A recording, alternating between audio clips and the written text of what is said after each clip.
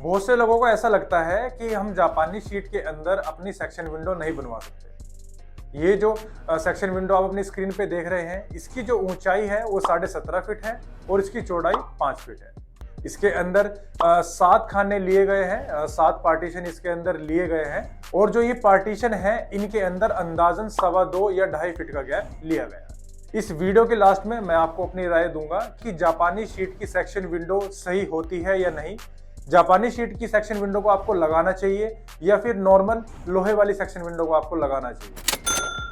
अगर आपको भी हमसे अपना काम करवाना है तो नीचे हमने अपना व्हाट्सएप नंबर दे रखा है, वहां से आप हमें कॉन्टैक्ट कर सकते हैं। हम ऑल इंडिया डिलीवरी करते हैं। हेलो, मेरा नाम है दानिश, आप देख रहे हैं एनडीएस स्टील यूट्यूब चैनल। तो शुरू करते हैं इस वीडियो को। अगर आपको फ्रंट में सेक्शन विंडो लगवानी है तो जाहिर सी बात है आपके पास लोहे वाली सेक्शन विंडो का भी ऑप्शन रहता है। अब लोहे वाली सेक्शन विंडो आज तक चलती आ रही है, सब उसको लगवा रहे हैं। अब जापानी शीट में भी सेक्शन विंडो बन जाती है, तो जापानी शीट की सेक्शन विंडो आपको क्यों लगवानी चाहिए?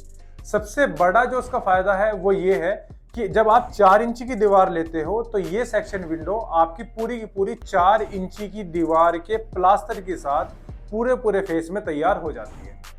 और जो लोहे वाली सेक्शन विंडो होती है वो आपकी 4 इंची की दीवार के सेंटर में लगती है और दोनों तरफ किनारी बनती है, तो वह किनारी टूटने का खतरा बना रहता है। जापानी शीट की सेक्शन विंडो लोहे वाली सेक्शन विंडो के मुकाबले ज्यादा खूबसूरत लगती है, लेकिन एक बात का ध्यान रखना बहुत जरूरी है, जापानी शीट की सेक्शन विंडो नॉर्मली लोहे वाली सेक्शन विंडो से थोड़ी महंगी पड़ती है।